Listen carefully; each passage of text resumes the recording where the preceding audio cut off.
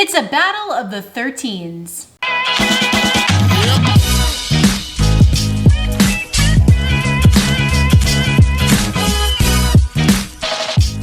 Good morning, YouTube.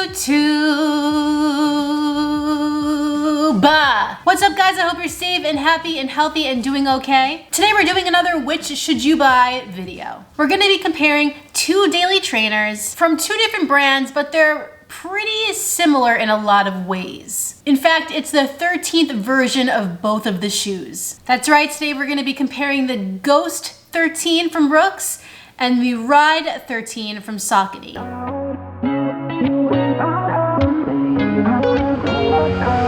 How did we end up here in the corner looking like enemies? We used to be the team people talk about, what a chemistry. I can see it in your eyes. You don't wanna talk anymore. I wanna get so numb while we enemies. No, you don't mind the way I stutter my words. You know exactly what it means and how it hurts.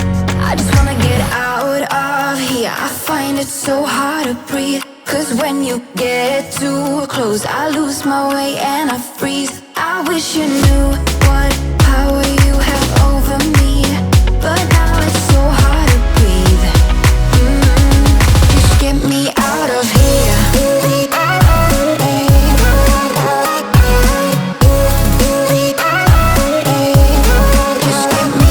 of here.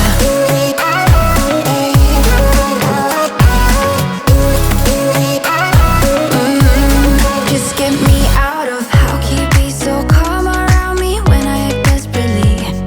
You used to be. Today we're going to be comparing these shoes from the upper to the midsole to the outsole to just the general ride of the shoes, and I'll be telling you which you should buy, and at the end I'll also tell you which I would buy. Before we get started today, I do want to make the disclaimer that these shoes were sent to me by Running Warehouse. However, they're not paying me to make this review. They're not going to see it before you. Brooks isn't going to see it before you. Saucony isn't going to see it before you. Maybe some of my friends and family might see it before you, but they don't have any affiliation with any of these three companies. You feel me? So can we move on? I think it's time to move on. So let's get started with the specs and then we'll go from there. So it was kind of hard for me to find any specs on this shoe since it's not out yet. But from what I gathered, the Brooks Ghost 13 is 8.8 ounces for a woman's size that's not specified. But for my size, 10.5, it was 9.82 ounces. It has a 12 millimeter drop, which unfortunately I'm not exactly sure what it is in the heel and the toe, but I do know it's 12 millimeters, which is kind of steep.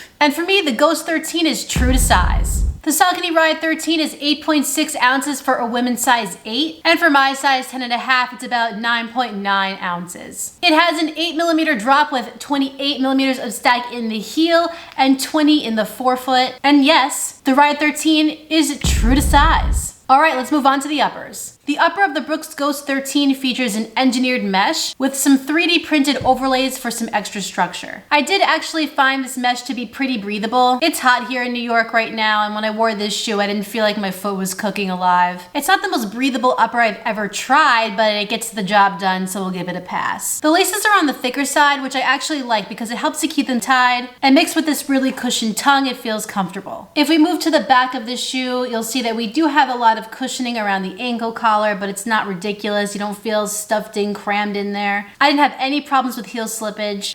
And the heel counter is very sturdy for some extra support and stability. One pro of the Ghost 13's upper that I think a lot of you will really like is that it has a nice wide toe box. I really felt like my toes were able to breathe and spread apart and they weren't crammed and uncomfortable in there. It's a nice change from the other Brooks shoes that I've tried where the uppers just did not work for me. I really don't have many things to complain about here. I didn't get any blisters, I didn't get any hot spots, I felt totally comfortable, my foot didn't feel like it was on fire, and what more can you ask for? The Saucony Ride 13 is also utilizing an engineered mesh upper with 3D printed overlays. As far as breathability goes, I also did consider this to be fairly breathable. The upper material around the forefoot might be a little bit thicker than the Ghost 13, but I really can't confirm that, and it might not be by much, but it's just something that I feel. The laces are also round and a really interesting feeling material that I kind of like. It doesn't really feel performance based, but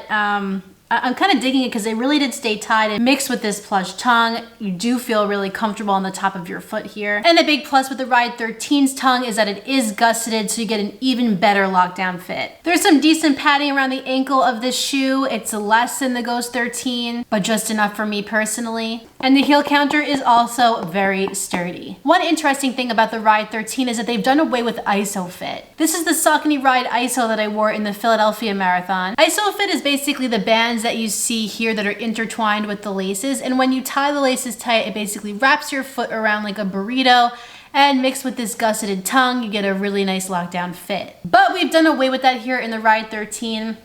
It's fine, I can take it or leave it. It doesn't suffer from not having that ISO technology, so I guess we didn't really need it. Same thing in this shoe, no issues with hot spots, breathability, blisters, anything negative. And the colorway of this is absolutely insane. So as you can see, both of these uppers are really similar. Both are utilizing engineered mesh with 3D printed overlays. They have plush tongues and thick laces and some padding around the heel counter, a sturdy heel counter. You name it, they both got it. I'd say if you're a person who likes a wider toe box, then the Ghost 13 would be your best bet. However, for me, I felt like the fit was a little more streamlined for my foot in the Ride 13. So the Ride's upper wins for me here, but not by a lot. Let's talk about midsole. The midsole of the Brooks Ghost 13 is their DNA loft material. To me, it's the perfect mixture of firm and cushioned. The Ride isn't pillow-like, but it also isn't abrasive. I took the shoe out on all kinds of runs. It really did perform well in all circumstances. I think when you have a shoe like this that's kind of middle of the road when it comes to cushioning, it's so easy for it to be versatile. You have enough cushioning underfoot to go the distance, but you also have that little bit of snap when you want to pick up the pace. I'm not gonna lie to you guys, I was sort of underwhelmed when I got this shoe. I was like, yeah, I'll give it a shot. I wasn't really expecting much from it, but when I did run in it, I actually really enjoyed it and wanted to keep running in it. I don't really think the foam here is anything special, but I think it's the amount that really matters. As for the Saucony Ride 13, we have a full-length Power Run midsole. As you might know if you follow my channel, I've been really liking Power Run foams. We got Power Run in the Ride and in the Convara. We have Power Run Plus in the Triumph,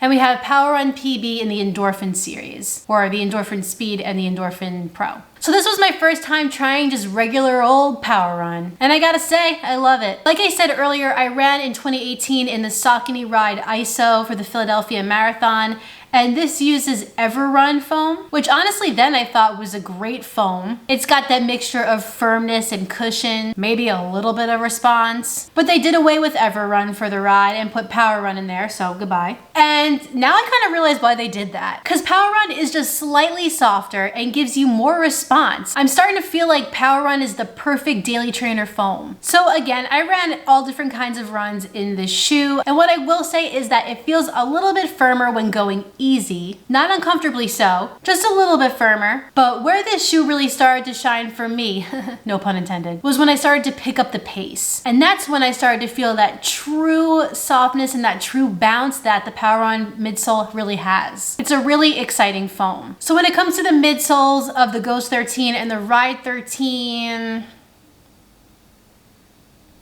I'm gonna go again with a Saucony Ride 13. The Ride's midsole kind of beats this out of the park for me. They're both fantastic, they're both great, but I just feel like this is a lot more lively. All right, so let's get on to the outsoles. The Brooks Ghost 13 is utilizing what I believe is blown rubber throughout the outsole of this shoe. We have some flex grooves in the forefoot so that your foot doesn't feel like it's being intruded upon and can flex the way it needs to. And there's a tiny bit of exposed DNA loft on the medial side of the midfoot. Because this is supposed to be the shoe that you use the most in your rotation and gets the most abuse, then I think that this is perfect. The rubber on this outsole is sturdy and firm, and it grips onto pavement like a dream. I did run in some wetter conditions in this shoe and it held up fine. It gripped the pavement just the same. I have just about 20 miles in this shoe and the tread pattern is still pretty much completely there as far as I can tell. No complaints, big thumbs up. The Saucony Ride 13 is also using blown rubber throughout the midsole of the shoe. It too has some flex grooves in the forefoot, which Saucony calls the Tri-Flex system. According to Saucony, this has been updated for the Ride 13. I'm not exactly sure how,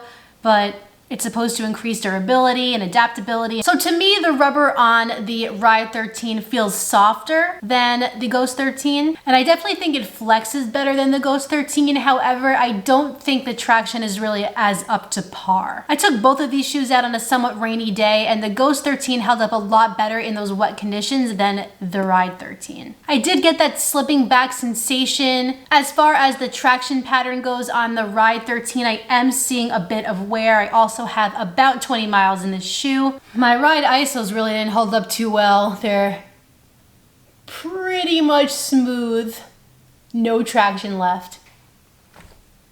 So will this be the same? Probably, time will tell. So when it comes to the outsoles of the Ghost 13 and the Ride 13, which one did I like better? Well, I'm gonna go with the Ghost here. Better traction, better rubber, better durability. It's just better. As far as price goes, they're both going to be in a similar range of $130. I believe the Ride 13 is now available on runningwarehouse.com for $129.95, and this Ghost 13 will be available, but it's not yet, for I think the same price. Don't quote me on that. I will link this shoe down below so you can pick up your own pair, and I will do the same for the Ghost 13 as soon as it's available. Keep in mind, these are affiliate links, which doesn't mean much for you at all, really. It just helps my channel so I can keep making these videos, and we can keep doing our thing on Sundays. What do you think? I think that's a great idea. So when it comes to the Brooks Ghost 13 or the Saucony Ride 13, which 13 do I like better? Well, if you've watched the majority of this video, you probably already know that I would pick the Saucony Ride 13. For me, the fit of the upper is more streamlined. The midsole is lively with that pop and that softness, and just power run is where it's at. However, if you are a person who needs that extra durability, needs a wide toe box, and likes a firm yet cushioned ride, which isn't super exciting but gets the job done and feels nice underfoot, then the Brooks Ghost 13 might be a better option for you. Honestly, guys, you really can't go wrong with either of these. They're two of my favorite daily trainers that I've tried recently. Both Brooks and Saucony have winners here. So buy them both and you won't have a problem. Okay, review over. Well guys, that concludes this video of which should you buy, the Brooks Ghost 13 or the Saucony Ride 13. If you enjoyed this video, please like it down below and subscribe. And when you're done with all that, hit that notifications bell down below so you can find out every time I upload a new video. I could stare at this color all day. I have another video for you guys next week, but in the meantime, get out there, get on the grind, and don't forget to run like heller. See you next time.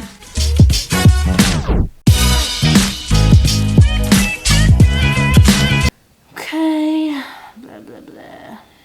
As for the midsole of the Saucony Ride 13, we have a full length.